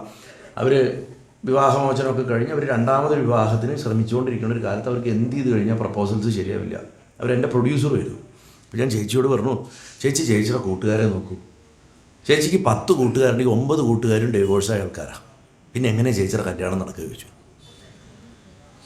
ചേച്ചി സുമംഗലികളായിട്ട് നന്നായിട്ട് ജീവിക്കുന്ന കുറച്ച് ആൾക്കാരുമായിട്ട് കമ്പനി ഉണ്ടാക്കും, തന്നെ ശരിയാവും പറഞ്ഞു. അവരത് 2 കൊല്ലം കൊണ്ട് അവർ നേരാക്കിയെടുത്തു. 3ാം കൊല്ലം അവരുടെ കല്യാണം നടന്നു. പരിഹാരം ഇത്രയേ ഉള്ളൂ. നമ്മൾ എന്തിനോട് ചേർന്നിരിക്കണോ അതിൻ്റെ സ്വഭാവം വരും. ഇത് നമ്മൾ ആധ്യാത്മികതയെ പ്രയോഗിക്കുക എന്നുള്ളതാണ് സത്സംഗം. സിമ്പിളായിട്ട് മനസ്സിലാക്കാം. 10ാമത്തെ പ്രധാനപ്പെട്ട കാര്യം മോക്ഷത്തിൻ്റെ മാർഗം ആണ് ഏറ്റവും പ്രധാന മാർഗം എന്ന് പറഞ്ഞ് അടിച്ചുറപ്പിച്ച് പഠിപ്പിച്ചു കൊടുക്കും. നമ്മുടെ ഓരോ ചിന്തയും ഓരോ പ്രവൃത്തിയും ഓരോ ലക്ഷ്യവും ഓരോന്നും മോക്ഷത്തിലേക്കായിരിക്കണം, മുക്തിയിലേക്കായിരിക്കണം എന്നുള്ള ബോധത്തോടു കൂടി ചെയ്യുക. അതിനുള്ള മാർഗം ഗൃഹസ്ഥരെ സംബന്ധിച്ചിടത്തോളം എന്താ? എല്ലാറ്റിലും ഭഗവാനെ കാണുക. ഒരു പ്രവൃത്തി ചെയ്യുമ്പോൾ ഇത് ഭഗവാന് വേണ്ടിയാണ് ചെയ്യണം. ഒരു പ്രവൃത്തി ചെയ്യാതിരുന്നാൽ ഞാൻ ഭഗവാന് വേണ്ടിയിട്ടാണ് ചെയ്യാണ്ടിരുന്നത്. മനസ്സിലായില്ലേ? നമുക്ക് ഇഷ്ടമുള്ളത് കഴിച്ചാൽ അത് ഭഗവാന് വേണ്ടി കഴിച്ചു. നമ്മൾ വേണ്ട എന്ന് നമ്മൾ പറഞ്ഞാൽ ഭഗവാന് വേണ്ട, അതുകൊണ്ട് ഞാൻ വേണ്ട. ഈ രീതിയിൽ ചെയ്ത് വരുമ്പോൾ ആദ്യകാലത്ത് അബദ്ധങ്ങളൊക്കെ പറ്റും. പക്ഷെ പോകെ എന്താ വെച്ചാൽ കർമ്മം ശുദ്ധമാവുന്നതോട് കൂടിയിട്ട് തെറ്റായിട്ടുള്ള കാര്യം ചെയ്യാൻ തോന്നാതാവും. ആദ്യകാലത്ത് തെറ്റും സമർപ്പിക്കണം എന്നാണ്. സെലക്റ്റീവായി അതിൻ്റെ പ്രശ്നം അവിടെ കിടക്കും. ഇപ്പം ഞാൻ സാധാരണ പ്രഭാഷണങ്ങൾ അവസാനിപ്പിക്കുമ്പോൾ, എല്ലാ പ്രഭാഷണവും അവസാനിപ്പിക്കുമ്പോൾ സ്ഥിരമായിട്ട് എന്നോട് ചോദിക്കാറുള്ളതാണ്. ഞാൻ പറയും, എന്തെങ്കിലും നല്ലത് ഞാൻ പറഞ്ഞെങ്കിൽ അത് ഗുരുവായൂരപ്പൻ പറഞ്ഞാണ്, തെറ്റ് പറഞ്ഞെങ്കിൽ എൻ്റെയാണെന്ന് പറയും. അപ്പോൾ എല്ലാവരും ചോദിക്കും, ശരത്തേട്ടൻ തന്നെ പറയും ഒക്കെ കൊടുക്കണം ഭഗവാനെന്ന് പറയുന്നു, എന്നിട്ട് എന്താ തെറ്റ് ശരത്തേട്ടൻ്റെ കയ്യിൽ വെച്ചിട്ട് നല്ലത് ഭഗവാന് കൊടുക്കണമെന്ന്. അത് നമ്മൾ നല്ലതിൻ്റെ ഓണർഷിപ്പ് അപ്പം തന്നെ മനസ്സിൽ നിന്ന് കളഞ്ഞേക്കണം, അത് ഭഗവാന്റെ ആണെന്ന്. തെറ്റിൻ്റെ ഓണർഷിപ്പ് എടുക്കണം, എന്നിട്ട് അതും കൊടുക്കണം. അതുകൊണ്ട് അവസാനം പറയണത് ഇത് ഭഗവാന്റെ കാൽക്കൽ ദക്ഷിണയായിട്ട് സമർപ്പിക്കണതുകൊണ്ട് അവസാനം മൊത്തത്തിൽ അങ്ങോട്ട് സമർപ്പിക്കും. അതാരും ശ്രദ്ധിക്കാറില്ല. നമ്മൾ എന്ത് ചെയ്യണം, നമ്മൾ ഓൺ ചെയ്യണം, റെസ്പോൺസിബിലിറ്റി നമ്മൾ ഓൺ ചെയ്യണം, എന്നിട്ടത് സമർപ്പിച്ചേക്കണം. അതിനാണ് അത് അങ്ങനെ ചെയ്യണം. ഇത് നമ്മൾ ഞാൻ ഈ ഒരു മാതൃകയായിട്ട് പറഞ്ഞു എന്ന് മാത്രം. അപ്പോൾ എനിക്കും എല്ലാ സമയത്തൊന്നും ഇതൊന്നും ഓർമ്മ നിൽക്കില്ല. അതിനാണ് ഞാൻ ഒരു വിദ്യ കണ്ടുപിടിച്ചത് പണ്ട് ചെറുപ്പത്തിൽ. രാവിലെ എണീക്കുമ്പോൾ തന്നെ പറയും, ഇന്നത്തെ ദിവസം മുഴുവൻ നനക്കാം. ഞാൻ എന്ത് ചെയ്താലും രാത്രി കിടക്കാൻ പോകുമ്പോൾ പറയും, ഇന്ന് ചെയ്തത് മുഴുവൻ നനക്കാം. കഴിഞ്ഞു. അപ്പോൾ അതിൽ കംപ്ലീറ്റ് കവറായി അല്ലേ. ഇനി വേണമെങ്കിൽ നിങ്ങൾക്ക് പറയാം, ഞാൻ ഇത്രയും ജനിച്ചപ്പോൾ തൊട്ട് ചെയ്തത് മുഴുവൻ നിനക്ക് തരണമെന്ന്. അവിടെ കഴിഞ്ഞല്ലോ. ഇനി ഞാൻ മരിക്കണ വരെയുള്ളത് മുഴുവൻ നിനക്ക് ഇപ്പോൾ തന്നെ തരണമെന്ന് പറഞ്ഞാൽ ഫിക്സായി. അത് ദിവസം ആവർത്തിച്ചുകൊണ്ടിരിക്കുക. ഇത് ചെയ്താൽ മതി, താനെ ശുദ്ധീകരണം വരും, ഹൃദയശുദ്ധീകരണം. അപ്പോൾ ഇതെങ്ങനെയാണ് ഈ പറഞ്ഞ തത്വങ്ങളൊക്കെ നമ്മുടെ ജീവിതത്തിൽ വർക്കാവണത്? ഒന്ന്, നമുക്ക് അവനവനെക്കുറിച്ചുള്ള അവയർനെസ് കൂടും, ആത്മബോധം വർദ്ധിക്കും, സെൽഫ് അവയർനെസ് എന്ന് പറയും. രണ്ട്, അച്ചടക്കം വരും, ഡിസിപ്ലിൻ ഉണ്ടാവും, പ്രവൃത്തി ശുദ്ധമാവും, സെൽഫ്ലെസ് ആവും, ചെയ്യണ എന്ത് കർമ്മത്തിനും ഒരു സുഖം വരും. ഞാനത് നേദിക്കുന്നതെന്നാണ് പഠിച്ചത്. പണ്ട് അമ്മ, ഞാൻ പറയാം, അമ്മ ഗണപതിക്ക് അപ്പം ഉണ്ടാക്കിയിട്ട് വീട്ടിൽ നേദിക്കും, അമ്പലത്തിലൊന്നും കൊണ്ടു കൊടുക്കില്ല. അത് വെക്കണം എങ്ങനെയാ വെച്ചാൽ എന്നാ കഴിച്ചോ എന്ന് പറഞ്ഞ് വെച്ചിട്ട് അമ്മ മൂപ്പരോട് ഞങ്ങളൊക്കെ എനിക്ക് തോന്നുന്നു എന്നെയൊക്കെ അടിച്ച പോലെ അടിച്ചിട്ടുണ്ടോ സംശയമുണ്ട്. എന്നെയൊക്കെ പലതും വെച്ച് തല്ലിയിട്ടുണ്ട്, കൊട, ചെരുപ്പ്. എനിക്കൊന്നും തല്ല് കിട്ടാത്ത സാധനമില്ല. എൻ്റെ അനിയനും അനിയത്തി ഭാഗ്യവതിയാണ്. കാരണം എന്താ വെച്ചാൽ അവർക്ക് ഇത്ര അടി കിട്ടിയിട്ടില്ല, എനിക്കാണ് ഏറ്റവും കൂടുതൽ അടി കിട്ടിയിട്ടുള്ളത്. അപ്പം ഭഗവാനെ അങ്ങനെ ചീത്തയും പറയും, അത്രയും ഇതായിട്ടാണ് നമ്മുടെ രീതി. അപ്പോൾ അമ്മ അപ്പം ഉണ്ടാക്കി വെച്ചിട്ട് ഈ ഭഗവാന് മാറ്റി വെച്ചത് എടുത്തു കഴിക്കും, അതിന് വേറൊരു ടേസ്റ്റാണ്. നേദിച്ച് കഴിഞ്ഞാൽ ഇതിന് വേറൊരു ടേസ്റ്റായിരിക്കും. ഈ ടേസ്റ്റ് എന്താ വ്യത്യാസം? ഒരു വ്യത്യാസമില്ല. ഒരേ എണ്ണ ഒന്നിച്ചുണ്ടാക്കണം, ഒരേ ബാച്ചാണ്, നമുക്കൊക്കെ പരിചയം ഉണ്ടാവും. അപ്പോൾ പാലെടുത്തിട്ട് കുറച്ച് പഞ്ചസാര ഇട്ടിട്ട് ഗുരുവായൂരപ്പൻ നേദിച്ചിട്ട് അതെടുത്ത് കഴിച്ചാൽ അതിൻ്റെ ബാക്കി അപ്പുറത്ത് ഉണ്ടെന്നുണ്ടെങ്കിൽ അതിനൊരു ടേസ്റ്റ്, ഇതിന് വേറൊരു ടേസ്റ്റ് കൂടും. ഒരു ടേസ്റ്റ് വ്യത്യാസം ഉണ്ടാവും, എന്തോ ഒരു ചൈതന്യം അതിൽ വന്നിട്ടുണ്ടാവും. ഈ വ്യത്യാസം തന്നെ നമ്മുടെ സകല കർമ്മത്തിൽ നമുക്ക് അനുഭവിക്കാൻ സാധിക്കും, ഞാൻ ഈ പറഞ്ഞ രീതിയിൽ ചെയ്തു കഴിഞ്ഞു. അതാണ് ഋഷഭം ഇവിടെ പറഞ്ഞു കൊടുക്കുന്നത്. പിന്നെ ആധ്യാത്മികമായിട്ടുള്ള നമ്മുടെ ശ്രദ്ധ, ഫോക്കസ്, അത് കിട്ടാനാണ് ഒരു ഗുരുവിനെ സത്സംഗത്തിൻ്റെ ആവശ്യം. ഗുരുവിനെ ഇന്നത്തെ കാലത്ത് കിട്ടാൻ വളരെ കഷ്ടമാണ്. പണ്ട് പറയും ഗുരു പരീക്ഷിച്ച ശിഷ്യനെ എടുക്കുള്ളൂ എന്ന്. പക്ഷെ മഹാദേവൻ പറഞ്ഞിട്ട് ശിഷ്യൻ ഗുരുവിനെ പരീക്ഷിച്ചിട്ട് തിരഞ്ഞെടുക്കാൻ പാടുള്ളൂ. ഇന്നത്തെ കാലത്ത് പ്രത്യേകിച്ച് അത് വളരെ ആവശ്യമാണ്. പിന്നെ ആത്യന്തികമായിട്ട് മോക്ഷമാണ് നമ്മുടെ ലക്ഷ്യം എന്ന് നമ്മൾ പഠിക്കേണ്ടതുണ്ട് എന്നുള്ളതാണ് ഇന്നത്തെ കീ ടേക്ക് അവേസാണ്. അതിനായിട്ട് ചെയ്യേണ്ട കാര്യങ്ങളെന്ന് പറഞ്ഞാൽ നിത്യേന റിഫ്ലക്റ്റ് ചെയ്യുക, ആത്മവിചാരം ചെയ്യുക, പറ്റുമ്പോൾ ഓർമ്മ വരുമ്പോൾ ഒരു ക്ലോക്ക് മാരി വയ്ക്കുക. നമ്മൾ ഇടയ്ക്ക് അറിയാണ്ട് വെറുതെ ഇരിക്കും, അങ്ങനെ പോയിട്ട് അടുക്കളയിൽ ചെന്നിട്ട് ഒരു ശർക്കര കഷ്ണം എടുത്ത് നിന്നിട്ട് വരുന്ന മാതിരി അങ്ങനെ, അല്ലെങ്കിൽ എന്തെങ്കിലും നമ്മൾ അല്ലേ ഒരു പാത്രം ഒരു മുറുക്കിൻ്റെ കഷ്ണം പൊട്ടിച്ച് വായിലോട്ട്, ഇതുപോലെ ഒരു ശീലാക്കണം. ഒന്ന് പോയിട്ട് ഇങ്ങനെ കറങ്ങി വരണം. എന്ത് ജോലിയുടെ ഇടയിലും എപ്പോഴും 1 മിനിറ്റ് 30 സെക്കൻഡെങ്കിലും, എത്ര തിരക്ക് പിടിച്ച് ജോലിയുടെ ഇടയിലാണെങ്കിലും ഒന്നിരുന്നിട്ട് ഞാൻ ഇതൊന്നുമല്ല, അകത്തേക്ക് ചിന്തിക്കുക. ഞാൻ മിനിഞ്ഞാന്നൊരു വിദ്യ പറഞ്ഞു തന്നിരുന്നു. നമ്മുടെ ശരീരം ഇവിടെ ഇരിക്കുന്നുണ്ട്, മനസ്സ് എവിടെയോ ആണ്, പക്ഷേ ഈ മനസ്സും ശരീരവും അല്ലാണ്ട് നമ്മുടെ ഒരു പാർട്ട് ഒന്ന് മാറിയിട്ടിരിക്കുന്നുണ്ട്, അതെവിടെ നോക്കുക, അതാണ് ബോധം. അതിനെ ശ്രദ്ധിക്കാൻ തുടങ്ങിക്കഴിഞ്ഞാൽ കുറച്ച് കഴിഞ്ഞാൽ അത് പ്രധാനമാവും, ഈ 2 എണ്ണം കുറയുകയും ചെയ്യും, മെല്ലെ നടക്കുള്ളൂ. പിന്നെ ചിലർക്ക് പൂർവ്വവാസനയും മുമ്പുള്ള ഉപാസനയും അനുസരിച്ച് പെട്ടെന്ന് കിട്ടുകയും ചെയ്യും. കർമ്മയോഗം ശീലിക്കുക, നിഷ്കാമമായിട്ട് ചെയ്യുക, ഭഗവാനെ സമർപ്പിച്ച് ചെയ്യുക. അത് മറ്റുള്ളവരെ സേവിക്കുക എന്നല്ല ഞാൻ പറഞ്ഞത്. എല്ലാവർക്കും ഇപ്പോൾ ഇറങ്ങി മറ്റുള്ളവരെ സേവിക്കാനൊന്നും പറ്റില്ല. നമ്മൾ വീട്ടിൽ രാവിലെ ഒരു ചായ ഉണ്ടാക്കണം, ആ ചായ ഭഗവാൻ ഉണ്ടാക്കണം. അത് നേദ്യമാണെന്ന് വിചാരിച്ച് കഴിക്കാൻ സാധിക്കണം, അതൊരു പ്രസാദമാണെന്ന് വിചാരിച്ച് കഴിക്കാൻ സാധിക്കണം. എങ്ങനെയാണ് സാധിക്കുക? അതിനാണ് ഈ വിദ്യകൾ. ബ്രഹ്മാർപ്പണമെന്നോ ശിവാർപ്പണമെന്നോ നാരായണാർപ്പണമെന്നോ ശക്തി അർപ്പണമെന്നോ ഒക്കെ പറഞ്ഞിട്ട്, അമ്പാർപ്പണം എന്നൊക്കെ പറഞ്ഞിട്ട് നമ്മൾ പറയണം അങ്ങനെയാണ് അല്ലേ. അങ്ങനെ പറയുമ്പോൾ തന്നെ അതിനൊരു ശുദ്ധി വന്നു. അപ്പം എന്താവും? ഭക്തി ഉറക്കി നിത്യേന വിചാരം ചെയ്യുകയും ചെയ്യുന്ന പ്രവൃത്തിയിൽ ഭഗവാനെ കാണാൻ ചെയ്തു കഴിഞ്ഞാൽ ഭക്തി താനെ ഉറയ്ക്കും. അതിന് ചിലപ്പോൾ ഒരു സ്തോത്രം വായിക്കേണ്ട ആവശ്യം പോലും വരുന്നില്ല. അതാണ് ഭക്തി, അതാണ് ശരിയായ ഭക്തി. എന്നിട്ട് നിങ്ങൾ സ്തോത്രവും മന്ത്രവും കൂടെ ജപിച്ചാലോ അനന്ത ഫലമായി. ഇതിൻ്റെ ഫലമായിട്ട് ഈശ്വരനിലേക്ക് മാത്രം അറ്റാച്ചഡ് ആകുമ്പോൾ ബാക്കിയൊക്കെ ഡിറ്റാച്ചഡാവും. ബാക്കിയൊക്കെ എന്ന് പറയാൻ എന്താ, അതൊക്കെ ഈശ്വരനായി കാണാൻ തുടങ്ങിയ നമ്മുടെ മക്കൾ, നമ്മുടെ ഭർത്താവ്, അല്ലെങ്കിൽ നമ്മുടെ ഭാര്യ, നമ്മുടെ മേലധികാരികൾ, കീഴിൽ ജോലി ചെയ്യണവർ, വേലക്കാർ, എന്തും പ്രപഞ്ചത്തിലെ സകല വസ്തുക്കളും ഭഗവാനെ കാണാൻ തുടങ്ങിയ ദേഷ്യമൊക്കെ വിചാരിച്ചോളൂ, വഴക്കിട്ടോളൂ, അതൊന്നും കുഴപ്പമില്ല. ഭഗവാനോടെ വഴക്കിടണമെന്ന് വിചാരിച്ചാൽ മതി. ഭഗവാനാണ് 2 അടി കൊടുക്കണമെന്ന് വിചാരിച്ചാൽ മതി, കഴിഞ്ഞു. കുറച്ച് കഴിയുമ്പോൾ അടിക്കാനും തോന്നില്ല, വഴക്കിടാനും തോന്നില്ലേ. അതങ്ങനെ ആവും. അതിലേക്ക് എത്തണം നമ്മൾ. പിന്നെ സത്സംഗം. ഇതാണ് ശരിക്കും ഋഷഭൻ്റെ ഉപദേശത്തിൻ്റെ പ്രാധാന്യവും ഫസ്റ്റ് പ്രിൻസിപ്പിൾസ്. ഇത് നമ്മൾ വ്യക്തമായിട്ട് മനസ്സിലാക്കണം. ഇത് മനസ്സിലാക്കി കഴിഞ്ഞാൽ നമുക്ക് ഭഗവാനിൽ അചഞ്ചലായിട്ടുള്ള ഭക്തി, ആഗ്രഹങ്ങളെ ത്യജിക്കാനുള്ള കഴിവ്, അതേപോലെ തന്നെ എന്തുതരം ഇരട്ടകൾ, ദ്വന്ദ്വങ്ങൾ വന്നാൽ, ചൂടാവട്ടെ തണുപ്പാവട്ടെ ഒക്കെ ഞാൻ പറഞ്ഞു, അതിനെ സഹിക്കാനുള്ള കഴിവ്, സംസാരത്തിനെ ദുഃഖരൂപമായിട്ട് കാണാൻ. ഖം എന്ന് പറഞ്ഞാൽ സുഖം അഥവാ ആകാശം എന്നർത്ഥം. മുരുകനൊരു പേരുണ്ട്, ഖേചരൻ. ഖമ്മിൽ സഞ്ചരിക്കണവൻ. ആകാശത്തിനെ കീറി മുറിക്കണോണ്ടാണ് നഖം. അഗ്യ നഖം. ആകാശത്തിൽ ഇരുന്നാൽ സുഖം, ആകാശത്തു നിന്ന് വീണാൽ ദുഃഖം. ഏതാകാശം? ചിദംബരം. ആകാശം, ആത്മാവാകണ ആകാശം. അതാണ് ശരിക്കും അതിൽ. അല്ല, സംസ്കൃതം എന്ന് പറഞ്ഞാൽ അത്ര ബ്യൂട്ടിഫുൾ ലാംഗ്വേജാണ്. ഈ വിധത്തിലുള്ള വിഷയങ്ങളൊക്കെ പറഞ്ഞ് മനസ്സിലാക്കി കൊടുക്കണം. അത് വിസ്തരിച്ച് പഠിക്കേണ്ടതാണ് ഋഷഭൻ്റെ എന്താ പറയുക, ഉപദേശഭാഗങ്ങളൊക്കെ. അത് കൂടാതെ അതിനുശേഷം പിന്നെ സംഭവിക്കണം എന്താണെന്ന് വെച്ച് കഴിഞ്ഞാൽ, ഈ ഋഷഭാവതാരത്തിൽ ഒരു പ്രത്യേകത എന്താ വെച്ചാൽ, ഈ രജോ ഗുണത്തിലിരിക്കുന്ന മനുഷ്യർക്ക് മോക്ഷമാർഗത്തിനെ ഉപദേശിക്കാൻ വേണ്ടിയിട്ടാണ് ഭഗവാൻ അതെടുത്തത്. ആക്ടിവിറ്റിയിലിരിക്കണവനാണ് രജോ ഗുണം. നല്ല ഓർഗനൈസറാണ് അയാൾ, നല്ല മിടുക്കനായിട്ടുള്ള ബിസിനസ് മാനാണെന്നൊക്കെ പറഞ്ഞാൽ രജോ ഗുണ പ്രധാനികളായിരിക്കും. സമ്പത്ത് ഉണ്ടാക്കാൻ അവർക്ക് നല്ല കഴിവുണ്ടാവും. ദേവി മഹാലക്ഷ്മി രജോ ഗുണ പ്രധാനിയാണ്. അങ്ങനെയുള്ളവർക്കും മോക്ഷമാർഗം വേണം. എല്ലാവരും സത്വഗുണക്കാരായ ശരിയാവില്ലല്ലോ. തമോ ഗുണത്തിലുള്ളവർക്കും മോക്ഷം വേണം, എല്ലാവർക്കും മോക്ഷം വേണം. അപ്പോൾ ഇവിടെ രജോ ഗുണത്തിലുള്ളവർക്കുള്ള മോക്ഷമാർഗത്തിനാണ് കൂടുതൽ അദ്ദേഹം ഇൻറ്റൻറ്റ് ചെയ്തത്. അദ്ദേഹത്തിൻ്റെ മക്കളൊക്കെ രജോ ഗുണമാർഗത്തിൽ പോകുന്നവരാണ്. അവരൊക്കെ ചിലർ പിന്നീട് സത്വഗുണത്തിലേക്ക് മാറിയെന്ന് മാത്രം. അതുകൊണ്ട് അദ്ദേഹം പരമഹംസധർമ്മത്തിനെ ആചരിച്ചു. ഋഷഭനാണ് ആദ്യം അറിയപ്പെടുന്ന പരമഹംസൻ എന്ന് വേണമെങ്കിൽ പറയാം.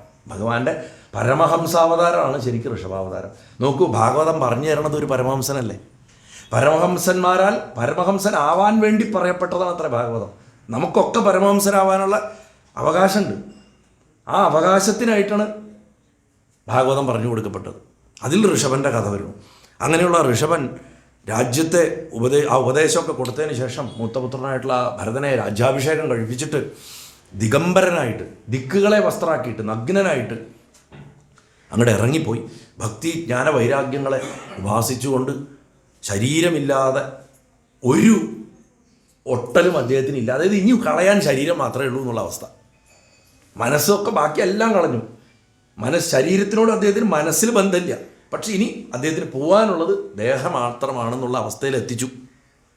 അങ്ങനെ അവധൂതനായി, മൗനിയായി, അത്യാശ്രമം എന്ന് പറയും ആ അവസ്ഥ. ലോകത്തിൻ്റെ ആൾക്കാർ ഭ്രാന്തൻ എന്ന് വിളിക്കും, ചിലവർ വണങ്ങും. അതൊക്കെ ഒരേപോലെ കണ്ടുകൊണ്ട് സഞ്ചരിക്കാൻ തുടങ്ങി. ചെറുമുക്ക് അത്യാശ്രമയുടെ കഥ കേട്ടിട്ടില്ലേ? തൃച്ചംബരം ക്ഷേത്രത്തിൽ തിരുവങ്കലം സ്വാമിക്ക് ഭഗവാനെ കാണാൻ പറ്റുമായിരുന്നു. അപ്പോൾ ഒരു ദിവസം തൃച്ചംബരം ക്ഷേത്രത്തിൽ ചെന്നപ്പോൾ കണ്ണൂർ ഉള്ളിൽ ആളെ കാണാനില്ല, കൃഷ്ണനെ കാണാനില്ല. അവിടെയൊക്കെ അന്വേഷിച്ച് നടന്നപ്പോൾ അവിടെ ഒരു കാഞ്ഞിരമുണ്ട്. ആ കാഞ്ഞിരത്തിൻ്റെ ഇല മധുരിക്കും. ആ കാഞ്ഞിരം കായ ഉണ്ടാവില്ല. അതിന് കാരണം എന്താ വെച്ചാൽ, അതിൻ്റെ താഴെ ചെറുമുക്ക് ഇല്ലത്തെ ഒരാൾ, അദ്ദേഹം അതെല്ലാം ഉപേക്ഷിച്ചു. സന്യാസം ഒക്കെ കടന്ന് അത്യാശ്രമി എന്ന് പറയും, എല്ലാ ആശ്രമങ്ങളെയും അതിക്രമിച്ചു. അദ്ദേഹം കുഷ്ഠരോഗിയായിട്ട് അവധൂതനായിട്ട് അവിടെ കിടക്കുകയാണ്. ശരീരം ചീഞ്ഞളിഞ്ഞിട്ടാണ്, ദേഹം മുഴുവൻ വ്രണങ്ങളാണ്, മനസ്സ് ബ്രഹ്മത്തിൽ. ശരീരത്തിന് എന്ത് സംഭവിക്കണമെന്ന് അദ്ദേഹത്തിന് വിഷയമേ അല്ല. അങ്ങനെ അവിടെ കിടക്കുക. അപ്പോൾ അദ്ദേഹത്തിൻ്റെ മേലെ ഈ കായകൾ വീഴും. ആ വീണ വേനിക്കില്ലേ. അതുകൊണ്ട് മരത്തിനോട് ഭഗവാൻ പറഞ്ഞു, ഇനി മേലിൽ കായ ഉണ്ടാവരുത്.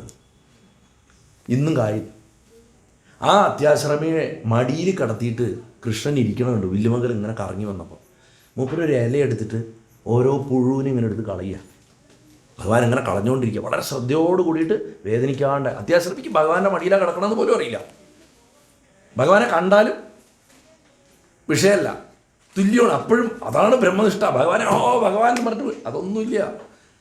ജഡഭരതൻ്റെ മുന്നിൽ ഭദ്രകാളി നേരത്തെ പ്രത്യക്ഷപ്പെട്ടല്ലോ, വായിച്ചപ്പോൾ കേട്ടിട്ടുണ്ടാവും.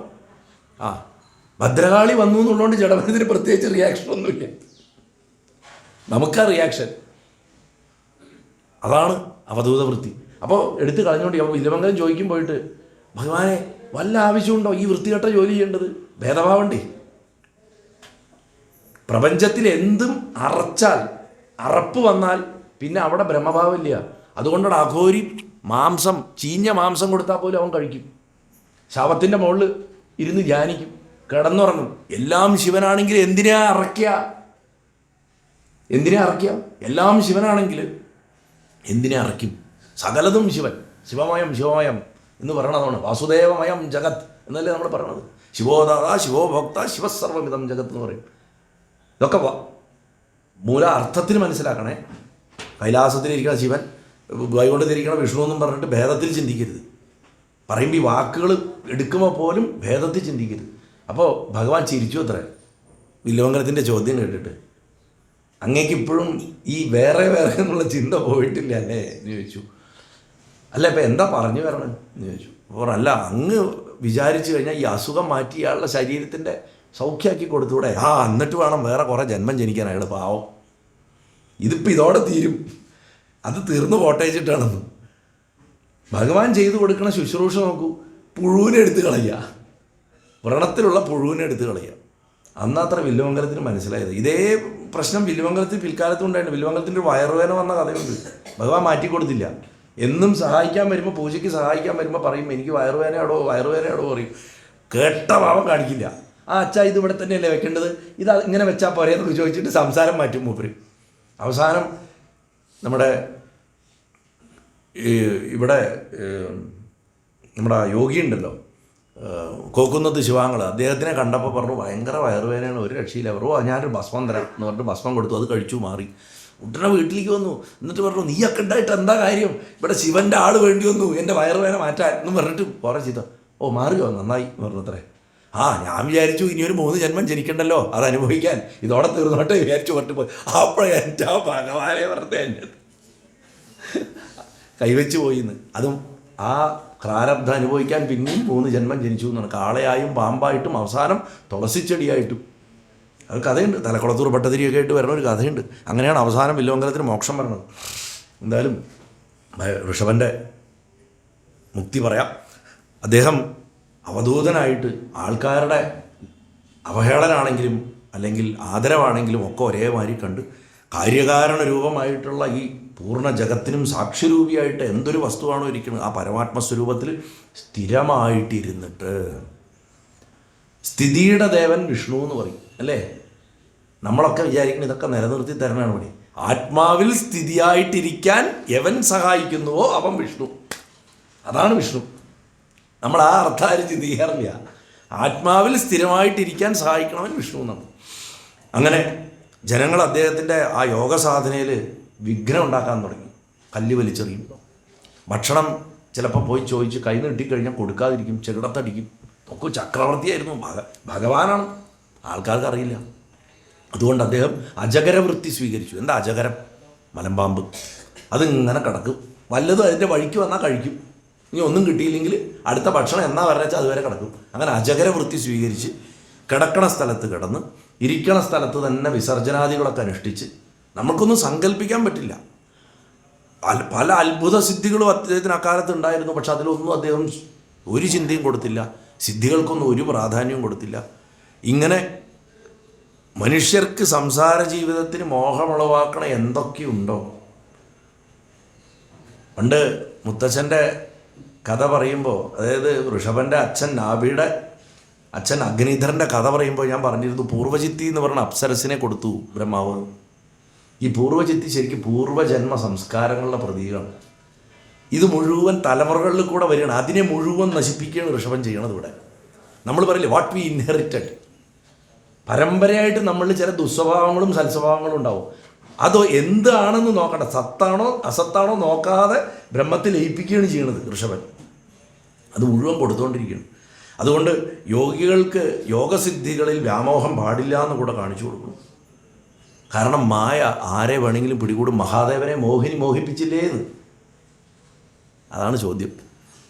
അങ്ങനെ മനസ്സിൻ്റെ ചപലതയെ ഭയന്നിട്ട്, എന്തെങ്കിലും മനസ്സ് മാറിപ്പോയാലോ എന്നുള്ള ചപലതയെ ഭയന്നിട്ട് ഭഗവാൻ ഋഷഭൻ അവധൂത വേഷത്തിൽ തൻ്റെ ഈശ്വരപ്രഭാവത്തിനെ മറച്ചു വെച്ചു. കാരണം എന്താ, ആരെങ്കിലും വന്നിനി നമസ്കരിച്ചാൽ പ്രശ്നമാണ്. ഈ നമസ്കരിക്കൽ മഹാപ്രശ്നമാണ്. നമസ്കരിക്കുമ്പോൾ നമസ്കരിക്കുന്ന ആളുടെ കർമ്മം മുഴുവൻ ഇങ്ങോട്ട് വരികയാണ്. അതുകൊണ്ട് വളരെ സൂക്ഷിച്ചിട്ട് വേണം ഇത് ഹാൻഡിൽ ചെയ്യാൻ. അത്രയും ജപം വേണം. ഇപ്പോൾ ചിലർ പറയും ഇത്ര നമസ്കരിക്കണം ഓരോരുത്തർക്ക് ഇത്ര മാല ജപിക്കണം. അതിനൊക്കെ എവിടെയാണ് സമയം കിട്ടുക? അപ്പോൾ എത്രമാത്രം കർമ്മഫലം സ്വീകരിക്കേണ്ടി വരും.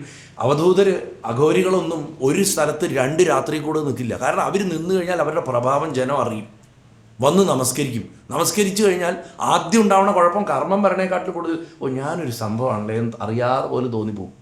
അത് വരാതിരിക്കാൻ അവരവിടുന്ന് ഓടി രക്ഷപ്പെടും. ആ പ്രദേശത്തിന് അവർ പോയിക്കളയും. അതുകൊണ്ട് ഋഷഭൻ ഒരു സ്ഥലത്തും അധികം ഇരുന്നില്ല എന്നാണ് പറയുന്നത്. അവസാനം അദ്ദേഹം സഞ്ചരിച്ച സ്ഥലങ്ങളൊക്കെ പറയുന്നുണ്ട് ഭാഗവതം. കർണാടകത്തിൽ എത്തി, കൊടകിലെത്തി. അവിടെ ഒരു മുളങ്കാട് കണ്ടു. ആ മുളങ്കാട്ടിലൊരു കാട്ടുതീ ആ സമയത്തുണ്ടായി. ആ കാട്ടുതീയിലേക്ക് അങ്ങനെ കയറി തൻ്റെ ശരീരത്തിനെ ഭസ്മാക്കി കളഞ്ഞു. അങ്ങനെ ഋഷഭൻ വൈകുണ്ഠത്തിലേക്ക് തിരിച്ചു പോയി എന്നാണ് ഭഗവാൻ. ആ ഋഷഭനെ എല്ലാവരും മനസ്സുകൊണ്ട് സാഷ്ടാംഗം നമസ്കരിക്കും. എന്നിട്ട് ശുഗൻ പറയുകയാണ് പരീക്ഷത്തിൻ്റെ അടുത്ത്, കലിയുഗത്തിൽ അധർമ്മം വർദ്ധിക്കണ കാലത്ത് കൊടക് ദേശത്തിലെ രാജാവായിട്ടുള്ള അർഹതൻ ഋഷഭദേവനെ അനുകരിച്ചിട്ട് ജൈനധർമ്മം നടപ്പിലാക്കുന്നു പറഞ്ഞിട്ട് ജൈനമതം വരാൻ പോകുന്നതിൻ്റെ ഒരു മുൻകൂട്ടിയിട്ട് ഒരു കാഴ്ചപ്പാട് അവിടെ പറഞ്ഞ് അവിടെ അവസാനിപ്പിക്കും. അപ്പോൾ ജീവിച്ചിരുന്ന കാലത്ത് ആ ജ്ഞാനനിഷ്ഠയ്ക്ക് വേണ്ടിയിട്ടുള്ള അദ്ദേഹം കുളിക്കുക തുടങ്ങിയിട്ടുള്ള നമ്മൾ സാധാരണ മനുഷ്യൻ ചെയ്യുന്ന ഒരു വൃത്തിയും അദ്ദേഹം ചെയ്തിരുന്നില്ല എന്നാണ് പറയുന്നത്. അതുകൊണ്ട് അതിവിശേഷമായിട്ട് നമുക്കൊരിക്കലും മനസ്സിലാക്കാൻ പറ്റാത്തൊരു അവതാര സ്വരൂപമായിരുന്നു. ഞാൻ കഴിഞ്ഞ ദിവസം ഇവിടെയുള്ള ഇരിക്കുന്ന അമ്മമാർക്കും അച്ഛന്മാർക്കൊക്കെ ഓർമ്മയുണ്ടാവും. ഞാൻ കഴിഞ്ഞ ദിവസം പറഞ്ഞിരുന്നു, 1-ാമത്തെ ദിവസം ഭാഗവതം മഹാത്മ്യം പറയാൻ തുടങ്ങുന്നതിന് മുമ്പ് തിരുമേനി എന്നെ അവിടെ കുംഭം തന്ന് സ്വീകരിക്കാൻ നിർത്തിയ സമയത്ത് ഇതുപോലെ ഒരാളവിടെ വന്നിട്ട് നാരായണനാമം ജപിച്ചു പോയി ഞാൻ പറഞ്ഞിരുന്നു. ആരായിരിക്കുന്നു എന്ന് നമുക്ക് പറയാൻ പറ്റില്ല. അപ്പം അതിനുശേഷം ഭരതൻ്റെ കഥ വരണം. അപ്പം അതിന് ഒരു 5 മിനിറ്റ് കൊണ്ട് ഭരതൻ്റെ ആദ്യ ഭാഗം ഒന്ന് ചുരുക്കി പറയാം. ഭരതൻ വലിയൊരു ഭഗവത് ഭക്തനായിരുന്നു. ആദ്യം തന്നെ അദ്ദേഹത്തിനെ പരമഭാഗവതം എന്നാണ് ഭാഗവതത്തിൽ പറയണത്. പ്രമാണമായിട്ട് 5-ാമത്തെ സ്കന്ധത്തിൽ 7-ാമത്തെ അധ്യായം 1-ാമത്തെ ശ്ലോകം തന്നെ ഭരതൻ്റെ ഭക്തി ഭാഗവതൻ എന്നാണ് പറഞ്ഞത്. ഭക്തിയുടെ ഒരു മകുടമായിരുന്നു ഭരതൻ. അദ്ദേഹം ഋഷഭന് ശേഷം രാജാവായി. വിശ്വരൂപൻ എന്ന് പറയുന്ന രാജാവിൻ്റെ മകൾ പഞ്ചജനിയെ വിവാഹം ചെയ്തു. ആ പഞ്ചജനിയിൽ 5 ആൺമക്കളുണ്ടായി അദ്ദേഹത്തിന്. അതിനുമൊക്കെ ശരിക്കും അർത്ഥങ്ങളുണ്ട്. ഭാര്യയ്ക്ക് എന്തുകൊണ്ട് പഞ്ചജനി എന്ന് പേര്, 5 ആൺമക്കൾ ആരാണെന്നൊക്കെ തത്വങ്ങളുണ്ട്. അതൊന്നും ഇപ്പോൾ നമ്മൾ നോക്കുന്നില്ല. അദ്ദേഹം സകല ശാസ്ത്രങ്ങളും പഠിച്ചു. വെറുതെ പഠിച്ചു എന്ന് മാത്രമല്ല, കാണാപ്പാടല്ല പഠിച്ചു. എല്ലാറ്റിൻ്റെയും മർമ്മം ബ്രഹ്മവിദ്യയാണെന്ന് അദ്ദേഹം മനസ്സിലാക്കി. എന്ത് പഠിച്ചാലും അതിനുള്ളിൽ, ഇന്നലെ APJ അബ്ദുൽ കലാം പറഞ്ഞത് ഞാൻ പറഞ്ഞില്ലേ, ശാസ്ത്രം പഠിക്കുന്തോറും ഇതിന് പുറകിൽ പ്രവർത്തിച്ച ബുദ്ധിയിൽ എൻ്റെ മനസ്സുറയ്ക്കണു, അതുകൊണ്ട് ഞാൻ ഈശ്വര വിശ്വാസിയാണെന്ന് പറഞ്ഞു. സയൻറ്റിസ്റ്റായിട്ട് എന്തുകൊണ്ടാണ് നിങ്ങൾക്ക് ഈശ്വര വിശ്വാസം എന്ന് കളിയാക്കി ചോദിച്ചതിനുള്ള മറുപടിയായിരുന്നു. അപ്പോൾ അനവധി യജ്ഞങ്ങൾ ചെയ്തു. ആദ്യം കർമ്മകാണ്ഡം തന്നെയാണ് ഭരതൻ ചെയ്തത്, പക്ഷെ ഭക്തിയോടുകൂടി ചെയ്തു. അതുകൊണ്ട് എന്തായി, അദ്ദേഹത്തിന് അതിലൊന്നും അറ്റാച്ച്മെൻറ്റ് വന്നില്ല. വലിയ വലിയ യാഗങ്ങളൊക്കെ ചെയ്തു അദ്ദേഹം, ഭഗവാനിൽ അർപ്പിച്ചു. ന മമ ന മമ ഇതം ന മമ ഇതം ന മമ എന്നുള്ള മന്ത്രം അദ്ദേഹം ഒരുപക്ഷെ യജ്ഞം ചെയ്ത് ദക്ഷിണ വാങ്ങിപ്പോയ ആ യജ്ഞാചാര്യന്മാരെക്കാട്ടിലും അത് ചെയ്യിപ്പിച്ച ഭരതൻ ജപിച്ചുകൊണ്ടിരുന്നു. അതുകൊണ്ട് അദ്ദേഹത്തിന് ഒരു അറ്റാച്ച്മെൻറ്റും ബാധിച്ചില്ല. ഇതൊന്നും എൻ്റെ അല്ല, ഭഗവാന്റെയാണ്. ഞാൻ ഇന്നലെ പഞ്ചാക്ഷരം പറഞ്ഞപ്പോൾ ഞാൻ മമ, ആ നമ ശിവായ പറയുമ്പോൾ എൻ്റെ എല്ലാ ശിവൻ്റെയാണ്, എൻ്റെ എല്ലാ ശിവൻ്റെയാണ്, എൻ്റെ എല്ലാ ശിവൻ്റെയാണെന്നാണ് ഒരർത്ഥം പഞ്ചാക്ഷരത്തിന്. അങ്ങനെ കർമ്മങ്ങൾ അനുഷ്ഠിച്ച് അനവധി വർഷങ്ങൾ 10,000 സംവത്സരം രാജ്യഭാരം ചെയ്തിട്ട് സകല സമ്പത്തും തൻ്റെ മൂത്ത മകനെ ഏൽപ്പിച്ചിട്ട് ഹരിഹര ക്ഷേത്രത്തിലേക്ക് പോയിരുന്നു. ഈ ഹരിഹര ക്ഷേത്രം നേപ്പാളിൻ്റെ അടുത്ത് എവിടെയാണ് ഇപ്പോൾ. 10,000 വർഷം എന്ന് നമ്മൾ പറയുമ്പോൾ എപ്പോഴും മനസ്സിലാക്കേണ്ടത് 10 ഇന്ദ്രിയങ്ങൾക്കും തൃപ്തിയാകുന്നത് വരെ ഭോഗങ്ങൾ കൊടുക്കുക എന്നാണ് അർത്ഥം. ഇപ്പോൾ ശ്രീരാമൻ 10,000 വർഷം രാജ്യം ഭരിച്ചു എന്ന് പറഞ്ഞു കഴിഞ്ഞാൽ 10 ഇന്ദ്രിയങ്ങൾക്കും ശമനം, ആ ഇന്ദ്രിയങ്ങൾ മുഴുവൻ നിയന്ത്രിക്കാനാവുന്ന കാലം വരെ കർമ്മരംഗത്തിരുന്നു എന്ന് മനസ്സിലാക്കുക. ഭോഗങ്ങൾ കിട്ടുന്നുണ്ട്, അതിനെ ഭഗവാനിലേക്ക് സമർപ്പിക്കുന്നുണ്ട്. ദുഃഖങ്ങൾ കിട്ടുന്നുണ്ട്, അതിനെയും സമർപ്പിക്കുന്നുണ്ട്. 10 ഇന്ദ്രിയങ്ങൾ എന്താണ്? 5 ജ്ഞാനേന്ദ്രിയങ്ങൾ, 5 കർമ്മേന്ദ്രിയങ്ങൾ, പ്ലസ് ഇതിൻ്റെയൊക്കെ രാജാവായിട്ടുള്ള ഇന്ദ്രൻ മനസ്സ്. ഇങ്ങനെ വേണം അത് മനസ്സിലാക്കാൻ. ഗണ്ഡകി നദിയുടെ തീരത്ത് ചെന്നു. ഗണ്ഡകി നദി ഹരിഹര ക്ഷേത്രം എന്ന് പറഞ്ഞാൽ ഗണ്ഡകി എവിടെ ഒഴുകണത്? നേപ്പാളിലാണ് ഒഴുകണത്. അതിലാണല്ലോ സാളഗ്രാമങ്ങളൊക്കെ കിട്ടുന്നത്. അവിടെ ചക്രാകാര സാളഗ്രാമം എന്ന് പറഞ്ഞിട്ട് മഹാവിഷ്ണുവിനെ എപ്പോഴും പൂജിക്കാൻ ഉപയോഗിക്കുന്നുണ്ട്. ആ പ്രദേശത്തൊക്കെ വളരെ പ്രസിദ്ധമാണത്.